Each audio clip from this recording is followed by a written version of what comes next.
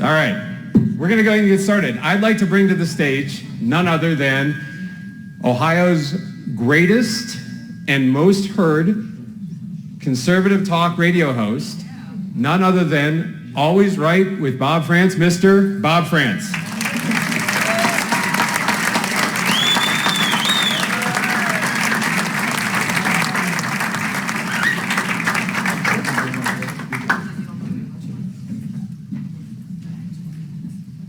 Now, I don't know if those rankings are official or not. Did anybody double check Dominion? I hope that's the case. I really hope that I am the most listened to.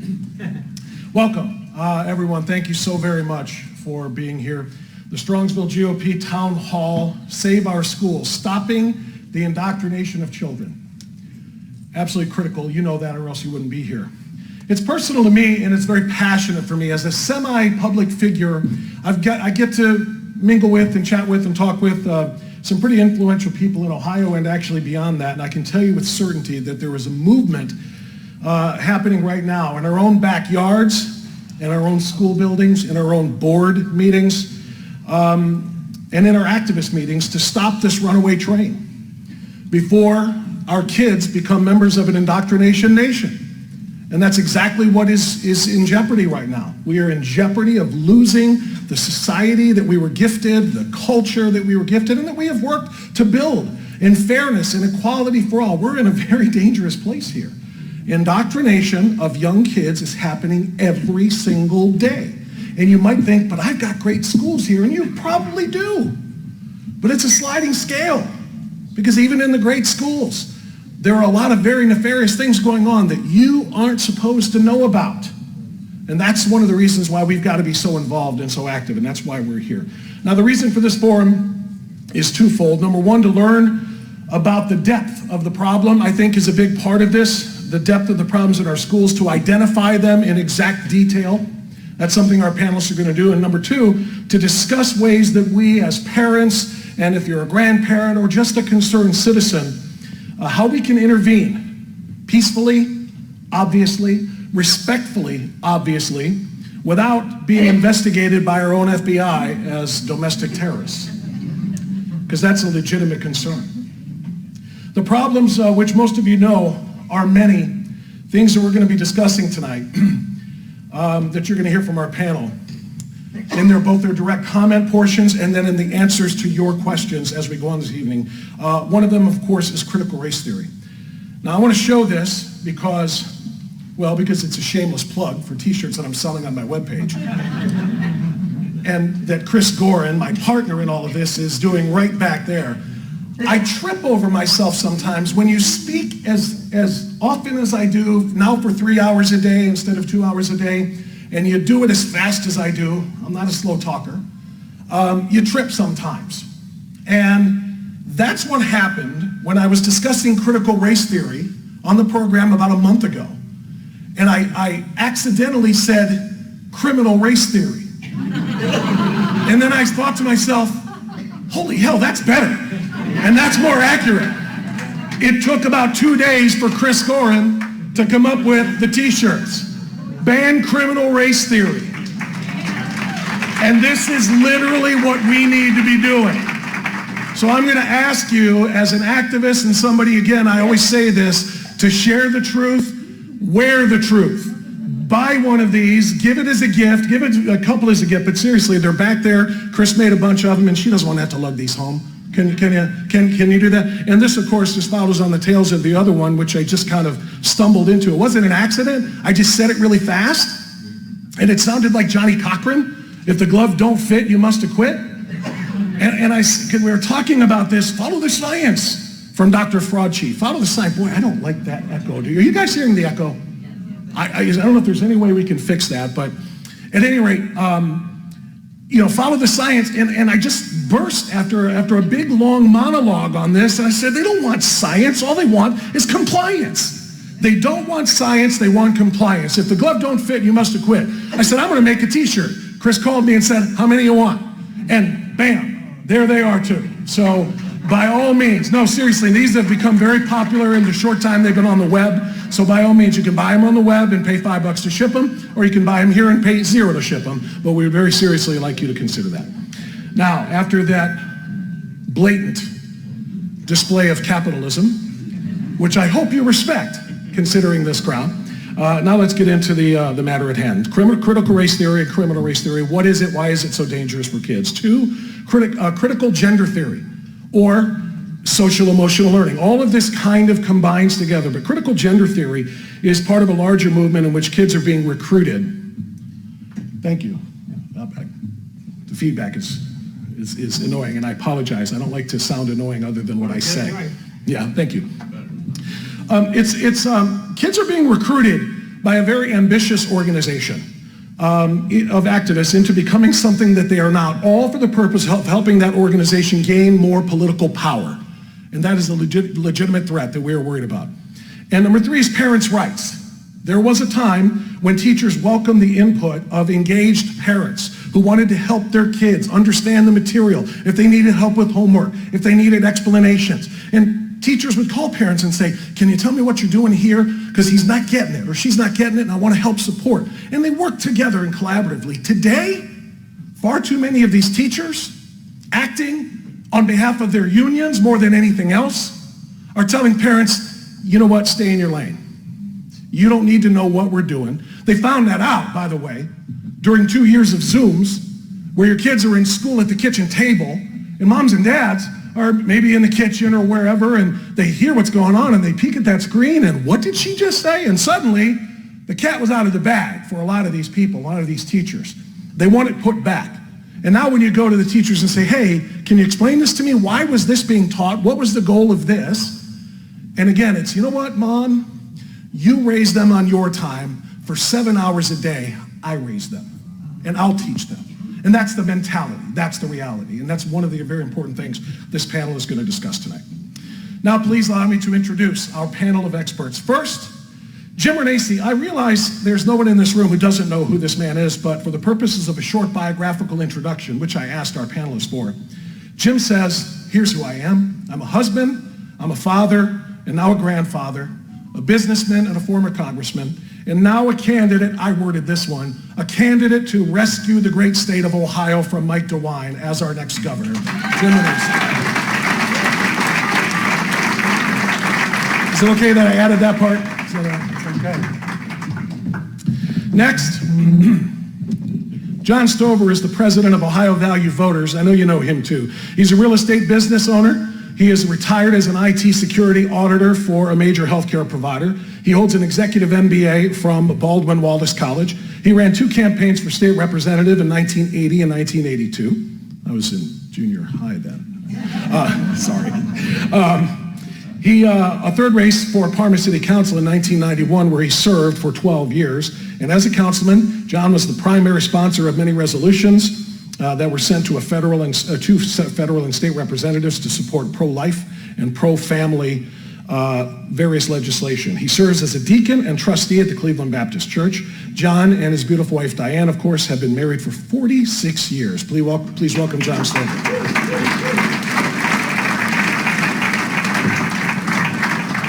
I see you ditched the tie.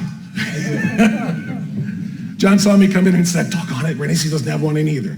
If Kirsanow comes in here without a tie, that's it, I'm out. Speaking of Kirsanow, Peter Kirsanow is a partner with Benish's Labor and Employment Practice Group in Cleveland. President George W. Bush appointed Peter to the National Labor Relations Board in 2006. And he's in a hurry too.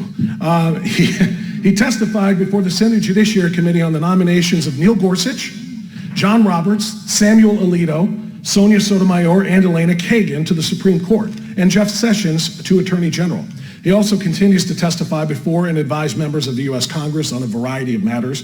In 2020, Pete was appointed to the 1776 Commission by President Donald Trump and was reappointed by House Minority Leader McCarthy to his 4th consecutive 6-year term. That makes him the longest-serving member in the history of that commission. Peter is the author of thriller novels Target Omega, Second Strike, and soon-to-be-released Black Russian, as well as The Devil's Weapons. He's a graduate of Cornell University and Cleveland Marshall College of Law, where he's been an adjunct professor of employment law. Peter Kirsanow, come on up.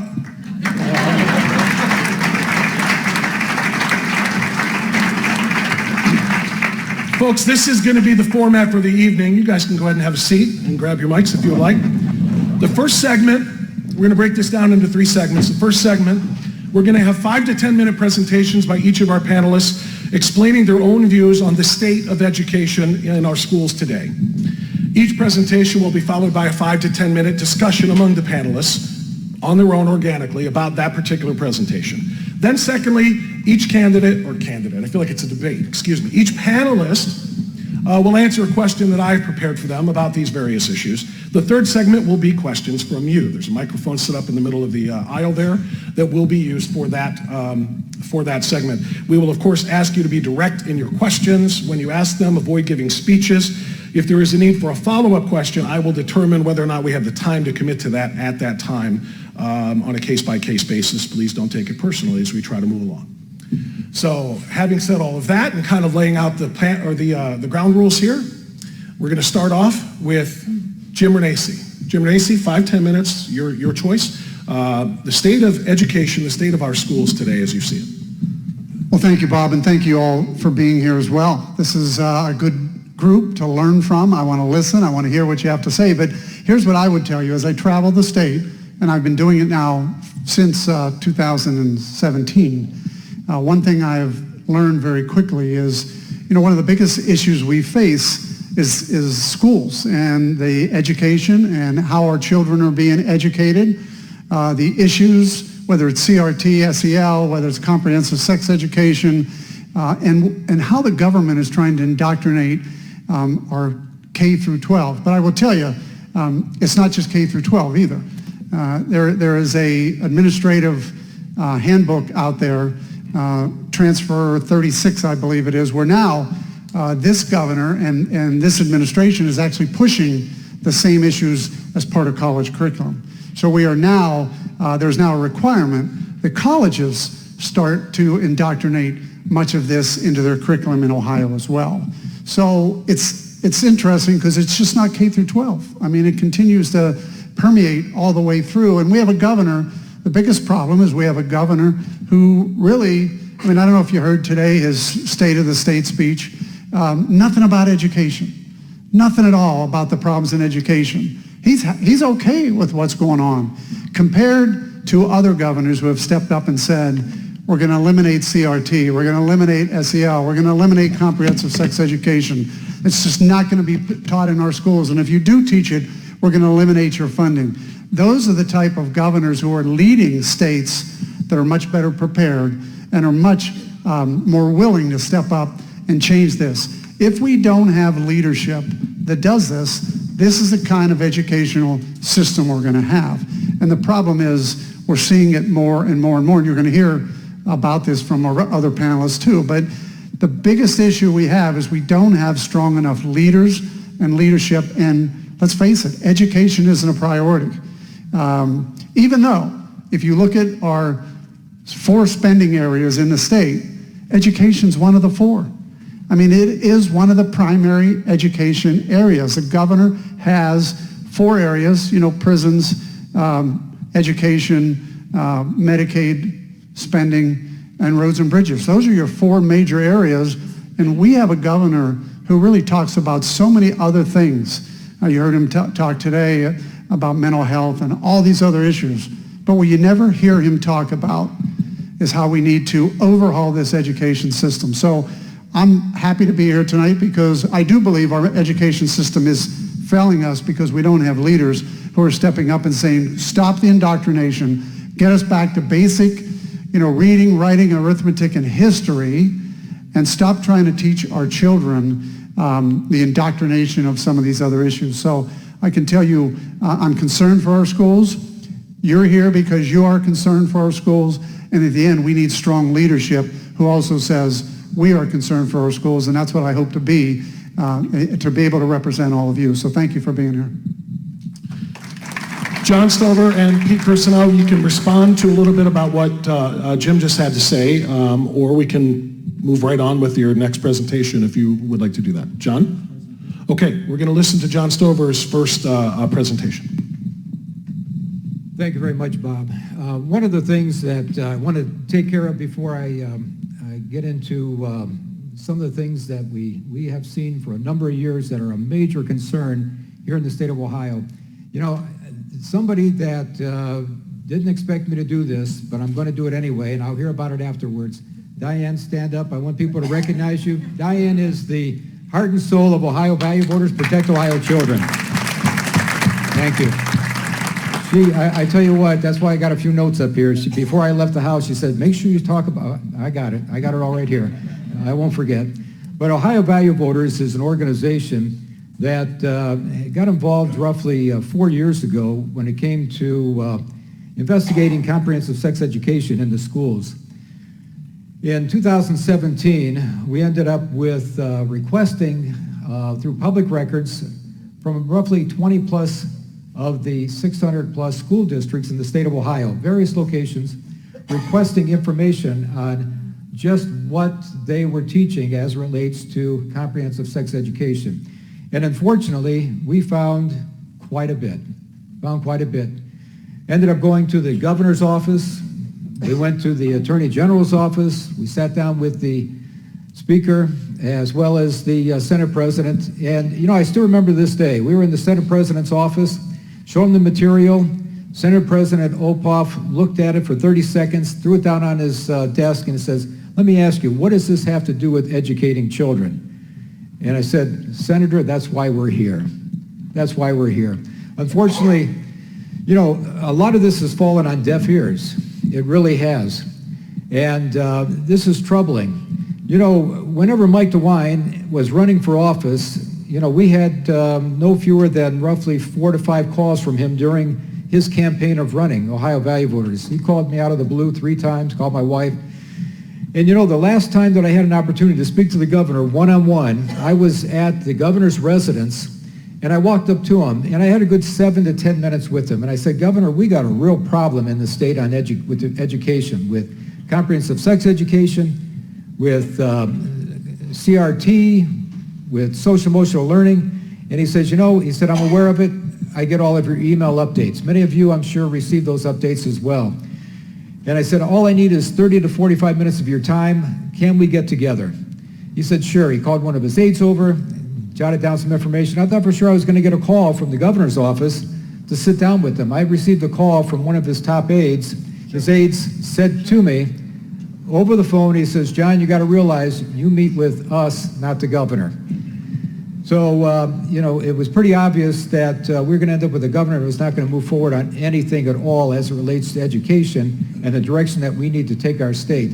In concluding here, because I'm really interested in a lot of the questions that you may have, in concluding here, our organization, Ohio Value Voters, has endorsed Jim Renacci for governor.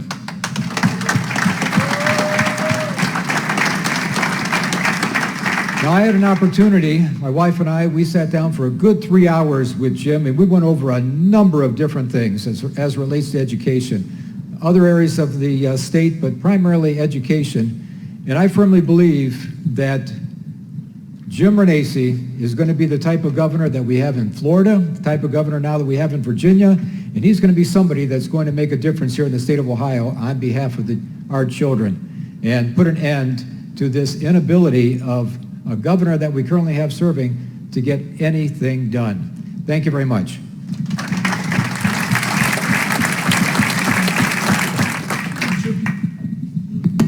And to my knowledge, I don't think this candidate to unseat Governor DeWine owes over $100,000 in campaign finance violation, illegal contribution. So it's got that going for him.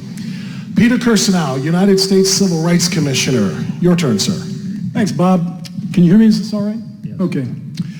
How many of you are opposed to racism? And how many of you are opposed to stupidity? Well, critical race theory combines both. That's lighthearted, but understand something, and I mean this from the bottom of my heart. This is the most critical, no pun intended, danger and threat to the continued viability of the United States of America that we've ever faced, at least since the Cuban Missile Crisis. That's not an understatement. It is the most pernicious doctrine imaginable. It seeks to divide on the basis of race, and it diminishes everybody, especially those it purports to help. If I had a lot of time, and some of you that have come up to me prior to this engagement have mentioned that you've heard me say a few things, but if I had more time, I'd talk in detail about this. Understand a few things. First thing you have to understand is everybody who practices critical race theory vehemently denies that they're doing so. And every single one of them is lying. I am a member of the U.S. Commission on Civil Rights. I just don't hear from people from Ohio. I hear from all over the United States. In fact, if you've watched Tucker Carlson, for example, you saw the germination of critical race theory, at least in national discourse, about a year and a half ago or so. That's because 2.5 years ago, I was contacted by Loudoun County parents, which seemed to be the font of all of this. And they said something bad is going on. I got in touch, of course, with the Office of Civil Rights of the Department of Education under Donald Trump and everybody else, and we jumped on this immediately because we understood the harm that was going to be visited upon our children. And it took off from there, and during the entire time, the proponents of critical race theory kept maintaining that, number one, it's a good thing, but number two, they weren't practicing it. Now, the critical race theory that they talk about, of course, the kids K through 12 are not being taught the critical race theory that they're being taught at Harvard and Yale law schools. It's not the Derek Bell critical race theory. It's the practice of critical race theory, which is overt racism. It makes people more racist. Before I came here, I did another matter with respect to the House of Rights, the U.S. Civil Rights Commission, a school in Washington State that is disciplining students in part on the basis of race. In other words, if you have two students similarly situated, one black, one white, they commit the same offense, they will factor into the amount of discipline or the nature of discipline the race of the student. First of all, that's blatantly unlawful, but most of these morons don't understand that. They watch MSNBC, CNN, all these others who forgot about the 14th Amendment and the rest of the Constitution and think that now because post-George Floyd, we must all engage in what they think is good discrimination. And who does it harm? More than anyone else, it harms black children. I could go into a long discourse as to how it happens, but let me just give you a couple stats. Again, almost everywhere in the United States it's being practiced, but it began in colleges, and it began in a manifestation known as, for lack of a better term, affirmative action or racial preferences. I'll jump to the conclusion. People think affirmative action helps black students. It harms them dramatically. If you want black students or Hispanic students to succeed, you want to abandon racial preferences because it does an incredible amount of damage because of what's known as the mismatch effect. What it does is, in simple terms, takes a black student from, say, Collinwood High School, who may have a 3-point average or 4-point average at Collinwood High School, most likely abysmal board scores, and then makes them compete against somebody who went to, say, Choate and got a 4-point. They're not sufficiently prepared. They could compete almost anywhere else, but they're not sufficiently prepared to compete at a Choate. And then what happens is they end up being at the bottom of their class or dropping out. Black students at those elite institutions drop out at a rate 4 times greater than white and Asian students. I'm going to stop in a moment. You can get more information by going online to the Supreme Court's website, read my brief before the Supreme Court, Students for Fair Admissions Against Harvard, and among other things that you'll see there is Harvard engages in such massive preferences, again, mainly because of the support of critical race theory, such massive preferences that black students are 10 times more likely to be admitted than Asian students who have similar qualifications. Harvard actually doesn't discriminate as badly as other places. Other places, you're more likely to be admitted if you're black or Hispanic by a rate of 400 to 1. And think about what that does. Those students who are admitted on that basis cannot compete. And what does that do? It reinforces stereotypes. A lot of these students drop out or are in the bottom of their class. 4 times as many black law students fail the California bar exam than white students. Why? Mismatch. We could talk about this forever and ever, but you have to promise to fight critical race theory with every breath you have, because this is about the United States of America. We are at a tipping point here. We may be even over the edge, and don't let anybody tell you that you're somehow imagining things or that somehow you're a racist. The racists are the ones who practice racism, and that's what critical race theory is.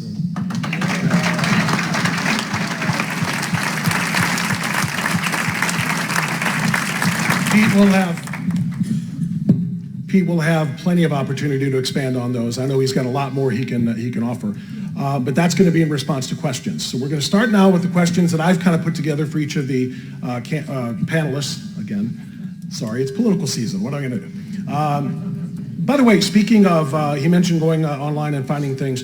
Anybody who's taking video or photographs here, if you wouldn't mind submitting them to me for my website, alwaysright.us, so if you have not yet visited it. I want to put events like this front and center because I want to show everybody how active and how wonderful these conservative, concerned citizens like you are. So pictures that you get of our panelists, anything of that nature, please send those to me for my website.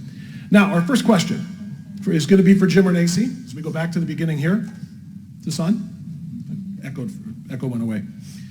A few months ago, the National School Boards Association sent a letter to the federal government, to the Biden administration, asking for the Department of Justice to start monitoring parents who were coming to school board meetings and daring to ask questions and challenge some of the curricula and building practices going on inside of those schools. Now, we later found out that the Biden administration requested that letter so that they would have an excuse to then sic the FBI on these parents, that they wanted to be very, very quiet. The NSBA, in fact, apologized for that letter after the fact, which is how we know that it wasn't their idea. They were literally solicited by the federal government. The premise was parents who intimidate or harass school officials should be investigated by the FBI as possible domestic terrorists. Problem is, not one word in the letter or the order by Merrick Garland defined what intimidated or harassed means. Is intimidating being a little bit louder than someone else? If so, expect a knock at the door from the blue windbreakers, because you intimidated somebody, you got loud with them. What's harassment? Is it asking the same question a second time because you didn't get the answer the first time? What if I ask it a third time? Now you're harassing me. We need you to come to the door, man. So this is what went on. Jim Renacci, if you're the governor, and even if you're not, because I know you care whether you're in that elected office or not, what would you like to do in our state to guarantee parents have the right to coordinate with school officials to establish rules and curricula? And what is your opinion of the backpack bill to allow parents to take the money that is allocated by the state for the education of their children and get them out of schools that do not cooperate and put them into either private schools or charter schools where they might have better luck? Well, thank you, Bob. And look, that's why we're here. This is a really good question about parents should have the right to not only understand what's being taught, but actually participate in what's being taught. And that's the problem.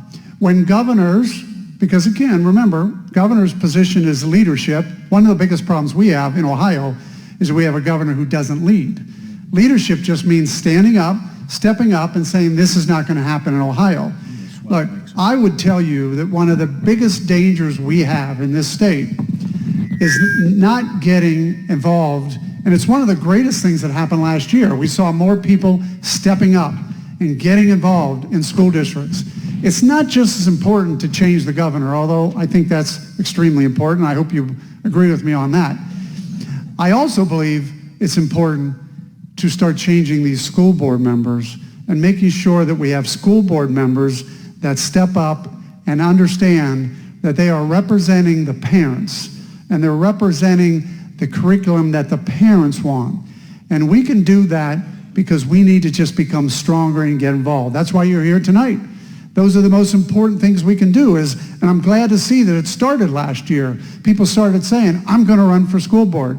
You know, it used to be, especially in local office, that one of the worst jobs was running for school board. And I take that like 20 years ago. People say, I'm not running for school board because you go in there and you get harassed. The problem is we need people to go in there and get harassed and say the right things and realize that we should be teaching what the parents want us to teach, and that we should not allow the superintendents to dictate what is being taught. It should be the parents who are represented by the school board teaching. And I got to tell you, every parent needs to be vocal about their child, and every parent needs to go to these school boards and say, enough is enough. And I know we're starting to see that, but we got to see it more. And don't worry about the FBI. I mean, think about it. How crazy is that? You're a domestic terrorist if you want to know what your children are being taught. We need more people stepping up, getting involved, and going to these school boards and getting elected. Look, Bob's exactly right. No matter what happens to me, I am passionate about this state. And I think it starts at school boards, but it also starts at local levels too, all the way up to the governor. We need to take back our education system. It starts at the school board level. We need to tell the Department of Education in Washington, D.C., leave us alone, get out of our way. Seriously, we don't need somebody. You know, when I was in Washington, I never forget, I brought in 600 superintendents from all over the state to my office, and we talked about the needs of schools. And one thing I learned, these superintendents said, look, we don't want a one-size-fits-all. We want, you know, if we're in Louisiana, we want to be able to teach our kids Louisiana way. If you're in Ohio, you want to teach your kids the Ohio way. And there is a difference, but at the same time, it should be the parents that make those decisions. And we got to really get, and you know what they all said? And I just told you we need to get our superintendents out of the way, and it should be our parents, and it should be the school board. But at least those superintendents all said the same thing. They said, in the end, we want the federal government leaving us alone. And I think if we can do more of that, here's what I promise you in Ohio. I want the federal government leaving Ohio alone in everything. In fact, God bless all these people that want to go down and represent our state in the federal government. But you know what I've said all along? Washington's broken. The best place to fix everything we need to fix is right here close to home. The closer you are to the legislation, the closer you are to the people, the closer you are to the schools, the closer you are to your cities, your counties, your townships, is the place you're going to be able to make change occur. So we can do this together. You're here tonight, and this is a great group to be able to say, let's start right here tonight, but let's make sure we start by getting involved in our school districts and changing our schools. And it's not about the superintendents, it's about you as parents. And my passion and your passion should continue to move forward, whether it's this election, next election, or every election going forward. John and Pete, any follow-up on the parent aspect before we get into the next issue? You know, one of the things that Ohio Value Voters has constantly embraced is the fact that we are always, 100% of the time behind the parents. Parents have every right to know what is taking place in the classroom in regards to the education of their children. You know, one of the things that Bob mentioned earlier regarding COVID, you know, a number of parents' eyes were opened when it came to what their child was learning in the classroom whenever this remote learning was taking place. I'd even seen where a couple of school districts, you know, they sat around, they talked about it, and they said, well, what are we going to do? And somebody came up with a bright idea. They said, well, I tell you what we'll do. We'll have a waiver, and we'll have the parents sign it, basically saying that they will not look over the shoulder of their child. You know, that actually happened. So when it comes to the parents, we are 100% behind the parents.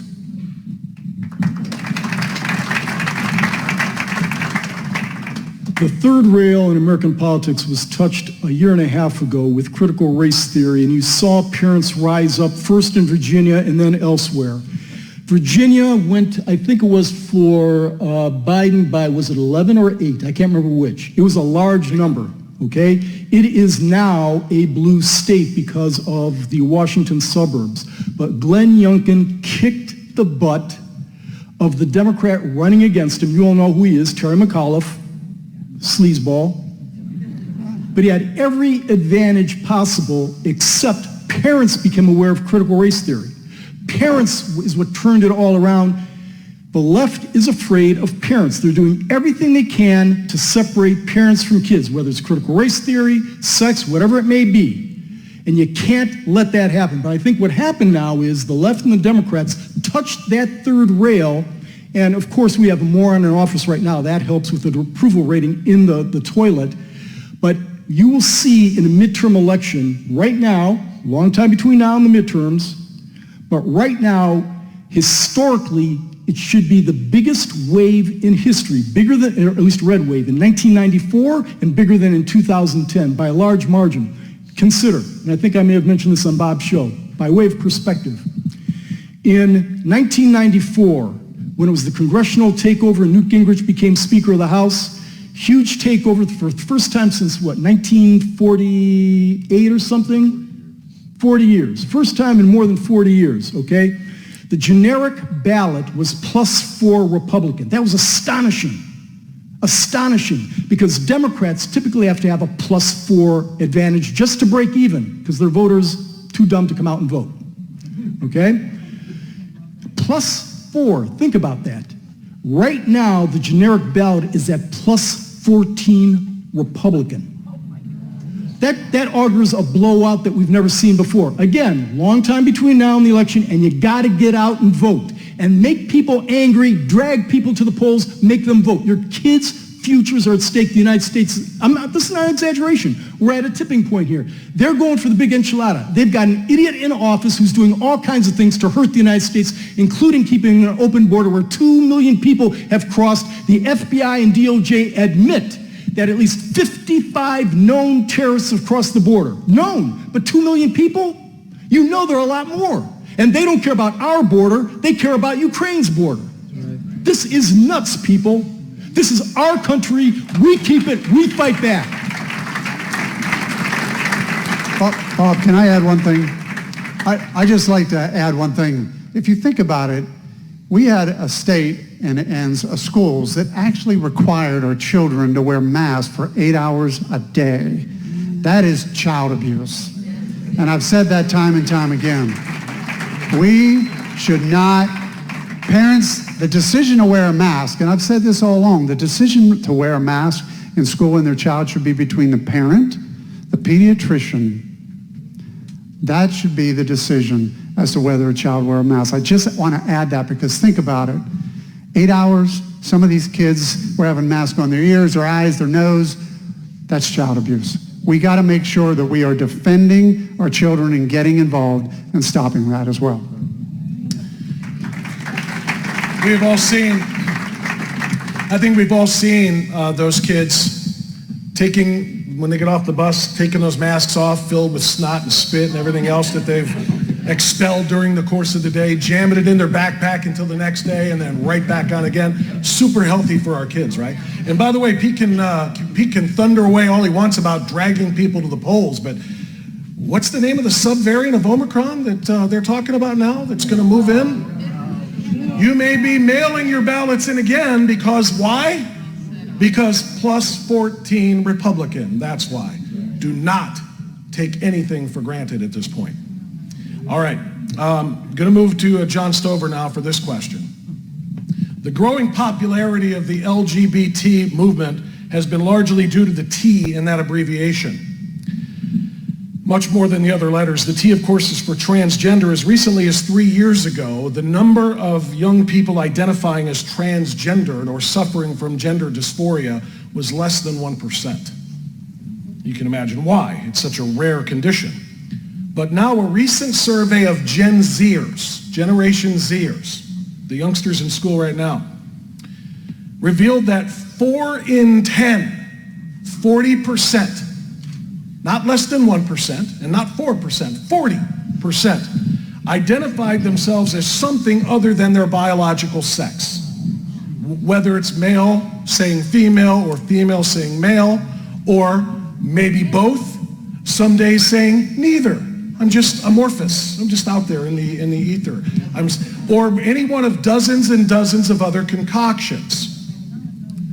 So the question is, what is driving this trend and what are the ramifications for both the kids who are making these outlandish, bizarre claims about themselves and for the kids who are simply trying to live their normal lives, trying to steer clear of being drawn into this madness, but not wanting to be ostracized by their peers and especially their teachers. John? Thank you, Bob. Looking at the scriptures, and let me just give you a verse that comes to mind based upon the question from Bob.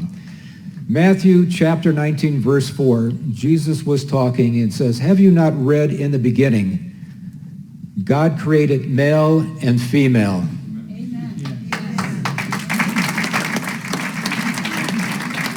This is something that unfortunately we're seeing with social emotional learning. It's something that our organization is taking extremely seriously because, supposedly now, because you have, these psychologists that are coming into the classroom, they are determining that maybe Billy is not really Billy. Billy, maybe you think you have, you could be a girl. And this is the type of information that unfortunately is never shared with the parents, okay? If anything, what you have is you have a teacher who is pushing this onto the child because of their beliefs and so forth. And this is something that is a real problem in our schools today. We had such success in Northeast Ohio with a number of school districts. I think of Rocky River. I think of North Royalton. Okay, I think of Strongsville here. And, I thank Shannon Burns for his leadership in this issue. He's done a great job, along with the school board members that are serving now. And this is the key thing that I would say, that we all need to be cognizant of, is that even one member of a school board is not going to be silenced, as many school districts are silencing parents today. Some school districts had a policy whereby you could not come before the board and speak. There was no open dialogue. Others said, put your questions down in writing, and we'll read them, and then we'll get back to you whenever we get back to you. One of the things that our organization a long time ago, Protect Ohio Children, and everybody should have received on their chair a card. Okay, please take that card. If you did not receive one, we had some chairs put up in the back. We have them at the table. Protect Ohio Children Coalition. You need to sign up for our email alerts, okay, because we are constantly watching what's going on in the state of Ohio.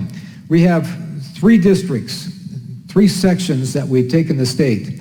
If you go to Protect Ohio Children and our website, you'll see that there's a north, central, and south. And the north side here, Bob is well aware, he's been on his show many times, Jonathan Broadbent, who's done a fantastic job in working with parents, working with school board members, attending meetings, and so on. This is something that every single parent needs to be aware of. Our organization will stay on top of these things. We have a heat map where all 600 plus districts are listed out there. When we have a tip from someone, a parent, could be even a school teacher, administrator, it's all confidential. Nobody ever knows who it was that gave us the tip, but we update that grid map. We have roughly 100 districts right now that have been identified either as CRT, CSE, SEL, social emotional learning, but we put that information out there. We've never had a school district file a lawsuit against our organization or come back and say, you know what, you're wrong. Why? Because we get it right. And if somebody was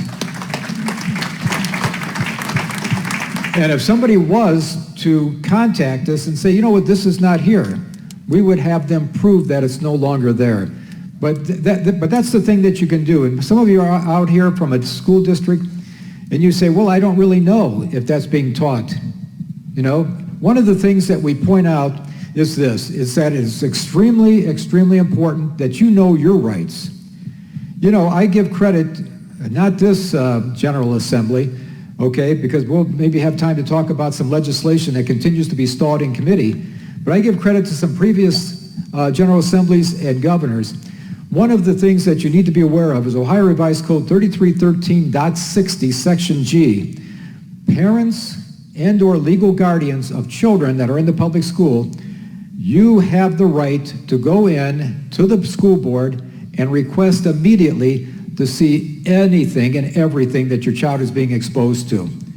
You need to exercise that right. We had a situation in Rocky River, and then I'll conclude here. We had a situation in Rocky River where one of the parents there called us up, and I got her on the phone.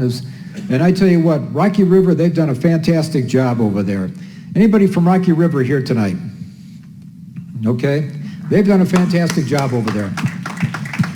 I see we got Max Miller. Max, yeah, Max Miller, running for Congress.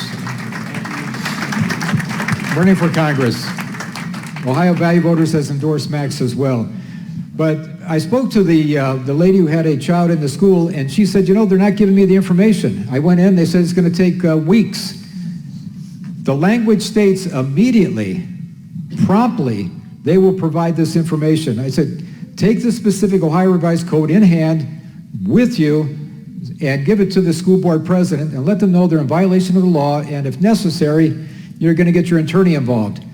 What's that section again? 3313.60 section G. 3313.60 section G, whereby parents, legal guardians have this right. Well, lo and behold, when she went back in to speak to the president of the school board, within 2 days she had all the information that she needed. Within 2 days. So once again, be involved. Make sure you're getting our updates. And if you know of something that's, and you can go right to our website and see if your school district has a issue with one of these areas that we're updating. Thank you. Jim or Pete, any follow-up on any of that with the comprehensive sex education, social emotional learning, anything else before we move on? Just one thing. I don't have much to say on that. I think I spoke about it a little bit on Bob's show this week. You know, we've been studying this Civil Rights Commission for a long time. Some of you have heard me say that if you want to know what the left has planned for America 5 years from now, come to a Civil Rights Commission hearing today. And we've had hearings on transsexualism for quite some time now. And there's a lot to say about it. Let me just say one thing just to put everything into perspective. And I may have mentioned this on your show, Bob. Just this past week were the NCAA swimming championships, and many of you know that Will/Leah Thomas just obliterated the record books, okay? He had been a mediocre male swimmer and now pretends to be, look, I would afford anybody dignity and respect, but afford me the dignity and respect of not speaking a mistruth. That is calling someone who is objectively a man or woman. That's not true. And it's hard for me to say that. And as I said to many of you before, this is less about transsexualism than it is about getting people to accept propositions so that their minds will accept other absurd propositions, such as communism is good, okay? And this has been something, it sounds strange, but many of you who know your history can look back to the old Soviet Union, look back to Nazi Germany, and this was the playbook. Read Darkness at Noon by Arthur Koestler, or read any of the dystopian novels. It's there. It's right there, and they're going from this playbook. But there have been a number of females who've been harmed by this. We talked about Loudoun County. There have been 2 females who were raped. Students raped by a transsexual who was in the female bathroom. And they covered it up. Extraordinary, because they had an imperative, a politically correct imperative, to not let parents know about something that would cause them to pitch a fit and burn the school down. This was nuts. And other females, all these females who from the time they were in the 4th grade were swimming their hearts out, 4 hours a day, getting up when it's 4 in the morning, cold, swimming, in the hopes of maybe making it in the NCAA championships. And somebody crosses the line, gets ahead of them in line, and then competes as a woman who's actually a man. You've seen Leah Thomas. Why not let LeBron James play in the WNBA? Why not let Mike Tyson fight a female boxer? We have categories for a reason. Why not have 12th graders play against 2nd graders? We have categories for a reason. And the reason is it's not fair. This goes beyond mere education. We have a lot of time. If we had more time, there's so many permutations to this we could discuss, but it's wrong. I'll probably get canceled, probably lose my job, because guess what? The totalitarians are in charge. They accuse the right of being totalitarians. They're the ones who impose totalitarian edicts at every turn.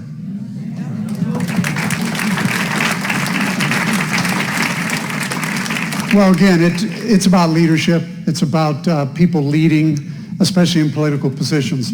I can tell you this. Our current governor has said about biological men playing in women's sports that it's up to the NCAA. And I don't know if you know that. I can tell you, if Jim Renacci's governor, I'm going to say biological men should play in men's sports and not in women's sports. Biological men should use the men's bathroom. Biological women should use the women's bathroom. But indoctrination comes from a whole lot different place, too. I want to tell you a little story. Joe Knopp, who's my lieutenant governor, I don't know if you've gotten to know Joe, but Joe is just a great guy, and he's a movie producer. And if you listen to him, he'll tell you that not only are we being indoctrinated from the schools, we're also being indoctrinated from Hollywood.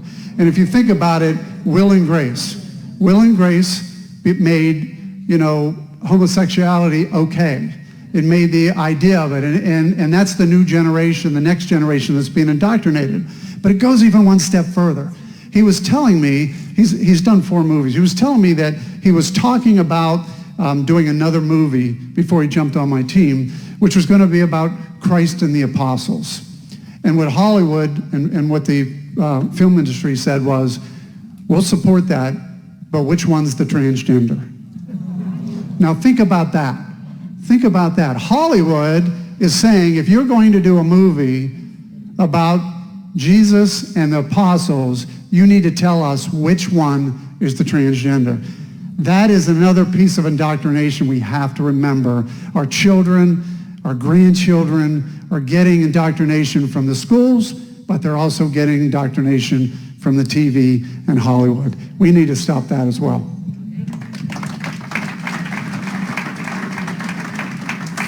Let me just give you a very, very brief update. We're talking about women's sports. I couldn't agree more than what has been said by Peter and Jim. But we had legislation that was introduced last year, House Bill 61, Save Women's Sports Act. Been following this bill for quite some time, testified in writing on why we needed to pass this bill. The good bill introduced by Representative Jenna Powell and Reggie Stolfus, 2 good people. Their primary objective was to see to it, just as we've been saying here, that men are not competing against women, regardless of what they want to call themselves. Well, sure enough, the House in June decided they were going to attach House Bill 61 to another bill, and this other bill was going to allow athletes to use their name to make additional money, something that Ohio State wanted because it's going to give them the ability to recruit these fantastic high school players to OSU. So turns out that it does go to the Senate. When it goes to the Senate, Mike DeWine contacts leadership in the Senate and said, don't send it to me because I'll veto it. I'll veto it. Save Women's Sports Act. What happens then? The bill goes back to committee where it sits today, and what we have now is a state in which young girls, women, have to be concerned about competing with men. This is something I heard that Peter had made mention of. I've stated a number of people that I've spoken to as well in different groups. There was a MMA fighter, and this individual was a transgender man fighting in a cage match, okay, and almost killed this woman, broke her skull. She ended up in the hospital, and her comment was, when she finally, was able to speak, she says, I've never had a woman ever hit me that hard. Well, because it wasn't a woman, it was a man. It was a man.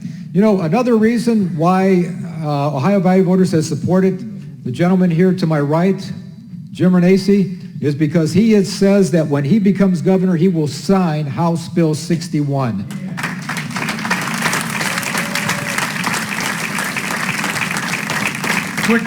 quick follow-up. In addition to the competitive aspect of this, they covered it a little bit. The swimmers on the University of Pennsylvania team who were on the team with Will/Leah Thomas, they were, first of all, forced to plaster fake smiles on their faces after each race and clap and go, "Yay, Leah, we're happy for you." Because if they said anything about, "This is ridiculous, I should have been first," they're going to get canceled. So all season long, they spoke anonymously. They got their message out there, but they couldn't say anything out loud.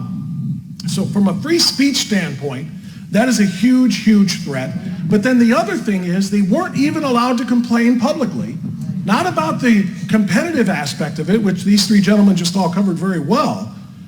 But Leah Thomas is in the locker room and in the shower room, sans towel, being, well, what he is, a biological male. And these women, these young women, these college girls could say nothing about it until it was all over, until after the championships, and now it's being discussed. But again, they are being canceled. The one who complained the loudest, who finished 17th in the championships, and the top 16 made the finals, and she said, "I was kicked out of the finals by a biological male." For saying that, Twitter revoked her account. So they can't complain about the competitive aspect. They can't speak on the obvious discomfort that comes with having males violate private female spaces, which we have all come to understand as restrooms, locker rooms, and showers, etc. They can't even speak out against that. So it's extraordinarily important that we who can do so for our younger daughters, because this is going to happen in the middle school competitive teams and the high schools. It already is. And while there might not be UFC at the NCAA level, there's wrestling. I want you to picture a muscular, 6'2", 195-pound biological male wearing lipstick against a female in that weight category. I don't care what size she is or how good she is. She may be the best in the world against, because female wrestling, by the way, is growing in a huge way, which is amazing. Good for those girls. They used to have to wrestle on the boys' team, which is a different story, of course. But what about the boy who slams those girls to the mat in ways that, quite frankly, they would not face on their own? Shannon? You got to move us along here. While you ask your next question, I wanted to let the audience know that if you'd like to ask questions to the panelists, you have the opportunity to stand up in line here and do that here. So please go ahead, Bob. Last question that I have for our panel here, and then yes, we will get to all of your questions. This one, Pete, we're going back into your CRT wheelhouse. You seem to have an opinion or two about this. About 3 years ago, the New York Times Magazine commissioned and published a lengthy series called the 1619 Project. The argument made by the authors was that the United States was not founded in 1776, but it was founded in 1619 when the first African slaves were brought ashore in North America. And the country that grew from that has its entire history rooted in slavery, which continues in the form of systemic racism today. That document has found its way into public school curricula across the country, despite critical reviews from all sides of the political spectrum, all sides, that have declared it to be fiction. It is still in the schools being taught to our kids. Pete, you were appointed to the Presidential 1776 Commission to respond to that 1619 document. Today, critical race theory is being taught either by name, as you pointed out, or in practice in schools across the country, drawing on many of the concepts in 1619. So please give us a working definition. Maybe you can do it better than Ketanji Brown Jackson can do at the confirmation hearings. Give us a working definition of what critical race theory really is so we know how to explain it to those with whom we interact. And then tell us what kind of an impact such teachings, false teachings about the origins of America have on our kids. Yeah, before I do that, I want to say something about Ketanji Brown Jackson. In response to a question from a senator, she said she didn't know what a woman was. This despite the fact that it was one of the two principal reasons why she was appointed to the Supreme Court in the first place. When you accept that kind of idiocy, you will accept anything. when a Supreme Court nominee says, I don't know what a woman is, what other kind of idiocy is going to emerge from that? By the way, as many of you know, I have testified in 5 different Supreme Court confirmation hearings. It's a lot of work to do that. You read everybody's briefs, and let me just say this. I mentioned this to somebody earlier. All due respect to Ketanji Brown Jackson, I've probably interviewed over 100 candidates for district federal court positions here in Ohio on behalf of Senators Portman and Brown. I'll simply say, and I can't reveal all kinds of stuff, other than to say that if Ketanji Brown Jackson had been interviewing, I'd put her, charitably, in the bottom third of those interviewees. That's for Northern District Court and Southern District Court of Ohio, not the Supreme Court. Let me back up. What was the question? Otherwise, I'll go off on this forever. The question was about 1619 Yeah, and how it ended. 1619. But before you continue, can I Yeah. just hit something super quick? And I don't know how many people realize this. When she said she couldn't define what a woman was, her reason was because, quote, I'm not a biologist. So is she not acknowledging that the determination of what a woman is biology and not psychology? I would like people to accept it and acknowledge that. Yeah, the 1619 project actually post-stated critical race theory, but they emerged from the same premise, and that is that the United States of America is inveterately racist. That is the founding of America. This is what the 1619 project says. And to their credit, 3 leftist historians, some of the best in the world, one from Princeton, Sean Wilentz, for example, in articles published by, guess where? The Socialist Workers Daily, said this is garbage, but the New York Times continues to run with it and is promoting it in 5,000 different school districts around the country.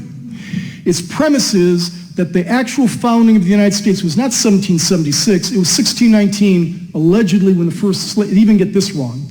Anybody who reads history knows these things, but Nicole Hannah-Jones, who is the progenitor of this, knows nothing. She's not a historian. She's got red hair for a reason. Bozo used to have red hair. Remember Bozo? Look, the 1619 project's premise, which feeds into critical race theory and vice versa, is that every system and institution in the United States of America was designed to suppress people on the basis of race, to elevate white supremacy. Let me go off on a tangent. I wrote this down as I was driving. There are cops here. I shouldn't admit this. I wrote this down while I was driving.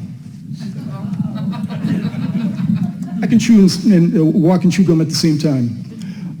This was in the Smithsonian, okay? A poster in the Smithsonian, in the African American Smithsonian Museum, all right?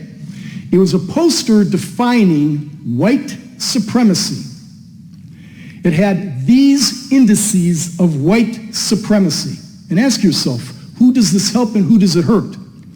First, this is an indice of white supremacy. Self-reliance. Having a family with a husband and wife. Being objective, rational, and having linear thinking. Believing hard work is the key to success. Thinking that work should come before play. This was in a poster defining white supremacy at an institution financed with your tax dollars. You should work before play. Believing if you don't meet your goals, you didn't work hard enough, that's white supremacy. Delayed gratification, having respect for authority, punctuality, being polite, and being precise in speech and math. Math is racist, of course. Now, think about that. They're saying this is white supremacy. To me, it's the indices of success. They are shoving this down the throats of black kids. There's no better prescription for failure than to adhere to these tenets. That's racism. We should all be upset about this. Vote for a guy like Jim Renacci so we don't have milquetoast governors. Unfortunately, I like her, but she's made some mistakes. Kristi Noem, for example, was one of the first to nix the gender identity bills and the prohibitions against males participating against females. You have to watch out for these Republican governors at every turn because they want to be quote unquote nice. Okay? Don't be nice, be right.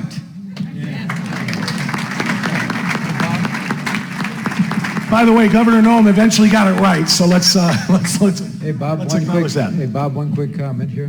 Yeah, just one second Bailey. though. Hey, Kirsanow, give me that paper. That's going on the radio. Uh-oh. And by the way, Give it to the police officer. anybody in this audience have a smartphone? Sure. Before you leave tonight, could you teach him about voice to text? John? I'll email it to you. You know, a term that's been used here and, has been systemic racism. You know, systemic racism basically states that you will find racism in all walks of life. The water you drink, the air that you breathe, you're going to find it. You know, let me just read to you racism, but you'll never hear it from the news media, even the what we call, quote, conservative news media. These are comments from a prominent individual named Louis Farrakhan. The Jews don't like Farrakhan, so they call me Hitler. Well, that's a good name. Hitler was a very great man. Murder and lying comes easy for white people. White people are potential humans. They haven't evolved yet. Now, you'll never hear any condemnation of that type of racism. You never do. You hear all this trumped up nonsense that we're discussing today. Jim, go ahead. I was just going to add one thing when it gets to politics. If you think about it, most people are running for something else, and it gets back to Christy. Christy Noem's a friend of mine. I serve with her in Washington. But Christy's running for president right now. So she makes many of her decisions not based on what's right, but what's the best way to get to the next step. Governor DeWine, when he was, I hear this all the time, well, Governor DeWine was a good attorney general because when he was attorney general, he was running for governor. So he made decisions that made him get to the next elected position. Just remember that. People running for office many times are running and providing whether it's governor, whether they're running for something else. And too often, they don't stand up for the principles that are necessary. I really do like Governor Noem, but I was really shocked when she made that decision. But I know in her heart, she's really running for president now, and she did get it right. So we'll just have to keep a close watch on her. Yeah, she corrected it, thank goodness. Bob, real quick before I forget. On critical race theory, there is a bill pending right now. And there have been a lot of great folks here. I see Kathy Johnson's here. John worked on it. Lisa Woods. A lot of people worked on it. And an iteration of our little project in opposition to Resolution 20, which was the critical race camel's nose under the tent, was adopted. I can't even remember. Lisa, do you remember who are the, I know Kirsten and who else introduced HB 327? Who was it? Sarah Fowler, right. HB 327 is the anti-critical race theory bill pending right now in the House of Representatives, or the State House. Contact your representatives and tell them to get off their butts tomorrow and get the thing passed. If you don't want critical race, we have a vehicle. We have a vehicle right there. You cannot trust a lot of Republican governors to do the right thing. It pains me to say that, okay? They get all wishy-washy because they're concerned about the press. You know, the media is always going to be attacking them. Heck with the media. They don't know what the heck they're talking about. Stand firm. Look at Youngkin, okay? Take that as your measure. If you do the right thing, you will win. So show some, I was about to say something scatological. Show some guts.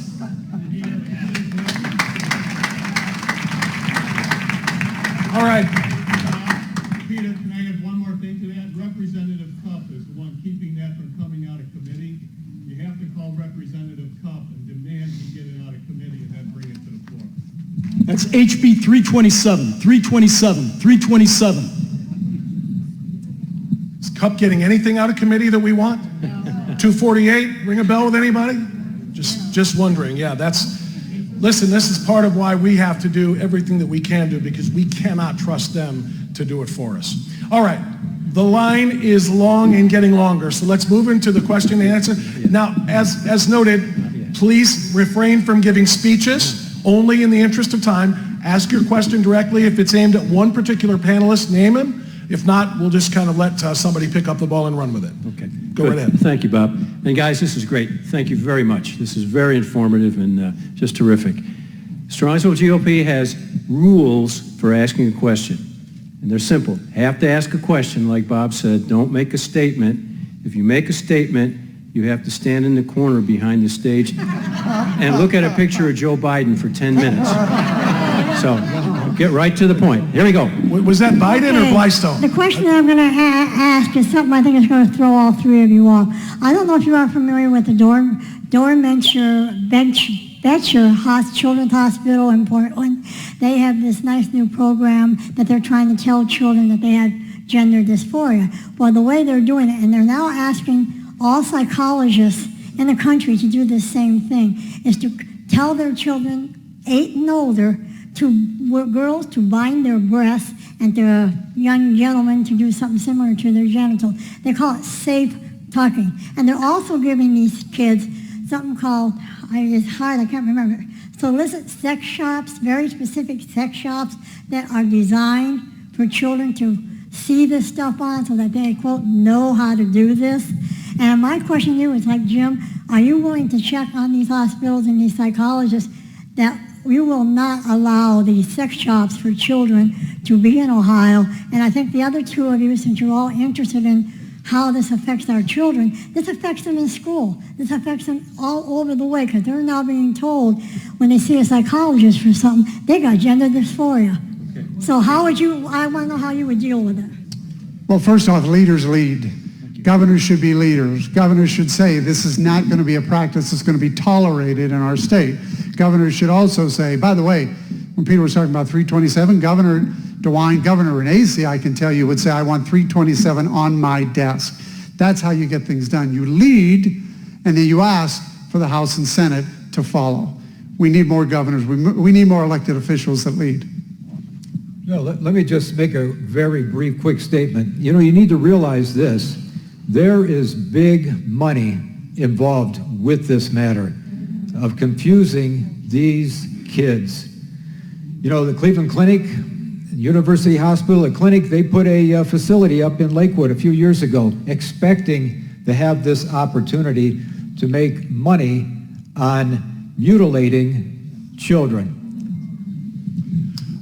John referred to this earlier, but only a few years ago, approximately 1.2% of all children, whether it be from K through 12 or even beyond, had identified as trans, 1.2%. And that number has spiked considerably. I don't know where it stands now, because it's almost like one of those debt clocks. 40% in Gen Z. 40% according to... Well, that's a good... That 40% is... Let me tell you something about 40%. When it was at 1%, 40% of individuals identifying as such at one point or another attempted suicide. Why would we be promoting something that has such a dramatic percentage with such a devastating outcome? What is wrong here? Have we lost it completely? I'd say we have. Let's get back to being normal. I want to follow up, please. Jim, we often talk about Ron DeSantis, Kristi Noem, other governors who are doing it right. What would it take for you? Would it take an act of the General Assembly, legislation, or could you, by executive order, ban the teaching of CRT and its elements, even if it's not by name? Can you ban social emotional learning, even if not by its name? Can you ban the tucking stuff that's going on in the psychology departments that was just taught? Can you do that with executive order? Do you need the weak and ineffective GOP leadership in Columbus? And I'm sorry to be realist, but they are weak and they are ineffective. Do you need them? Well, first off, what you do, and I believe in a democracy, you ask the House and Senate to get you that bill. If they don't, then you do the executive order, and then you challenge them. You challenge them to come after that executive order. That's how you lead. That's what Governor DeSantis does. That's what I'll do. That's what I wanted to hear. Next question. I'm sure everybody in this room can think of a beloved teacher. There are heroes in our country. My question is regarding the thugs and the educational mafia in the unions and the NEA. And Mr. Renacci, what do you have in mind as far as getting that under control or even abolishing the NEA? Thank you. Well, look, you know how you abolish it? You have competition. You know how you have competition? You have a backpack bill that works. It allows parents to take their child and move them to a school. Might not be a public school, might be a Catholic school, might be a charter school, but competition will weaken the stronghold that the unions have on the schools.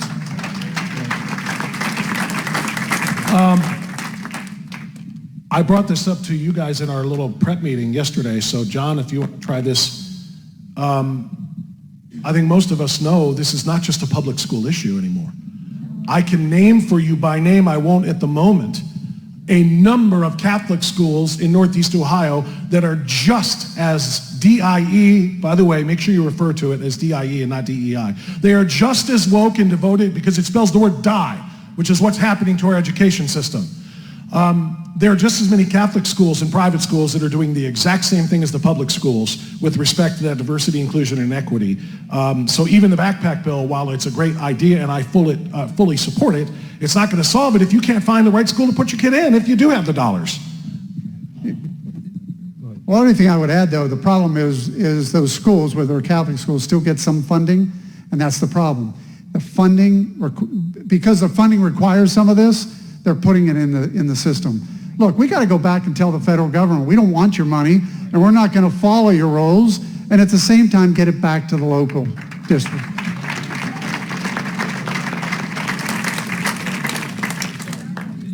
Once again, I would say this, it requires parents, legal guardians of children, whether it's in a Catholic school, a public school, or even a so-called, quote, Christian school. You need to know what your children are being taught. And, you have that right as parents. Don't let anyone try to tell you otherwise. You just need to stay informed.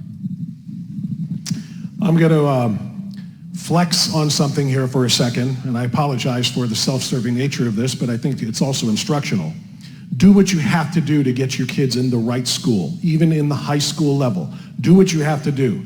I recognize that along with my wife, and that's why my daughter is a junior on her way to law school from Hillsdale College right now. Talking about not taking federal funds, that's exactly what he said, and it's exactly right. Jim Renacci just said, we don't want your funds, so you can't tell us what to do, and they can actually have college be what college is supposed to be. Higher education, not higher indoctrination. Find those schools at every level, including at the college level. I can't give any better advice than that. Not that you asked for it. Next question. Hello, Bob. How are you doing, my friend? I can let my... You didn't tell me you were coming. I just found out about it today. I couldn't let my Salem host get in on this action without me, so I came in. I was going to ask about the backpack bill because I have a new employer. I'm going to be the West Side representative for American First Prosperity. So I'll be dealing with a lot of you on these issues of backpack bill, economic progress, and so forth. So I was going to ask the governor, our future governor, about the backpack bill, which you talked about. What I want to ask you is, what are you going to do to make sure that even the state government, which has become a little bit larger, kind of contracts a little bit and shrinks back in the size? Because it's annoyed all of us with this pandemic. There are no two more dangerous words than public health when it comes to government authority. So what are you going to do to curtail some of that?